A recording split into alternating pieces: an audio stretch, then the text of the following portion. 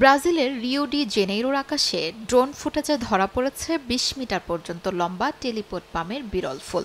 ভারত ও শ্রীলঙ্কার এই গাছ ব্রাজিলে নেওয়া হয় ১৯৬০ সালের দিকে। গাছটির জীবনে মাত্র একবার ফোটে এই ফুল।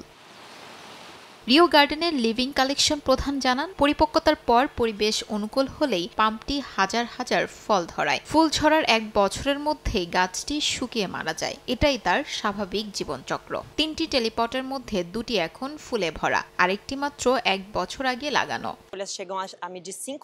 বর্তমানে ট্যালিপট পাম শুধু রিও ডি জেনেরিওতেই চাষ করা হয়। বোটানিক্যাল গার্ডেন ও শহরের ল্যান্ডফিল এলাকার সেই দুই জায়গায়ই এই পাম দেখা যায়। হাজার হাজার ফল উৎপাদনের পর ধীরে ধীরে এর পাতা শুকিয়ে যায় এবং শেষ পর্যন্ত গাছটি স্বাভাবিকভাবেই মারা যায়।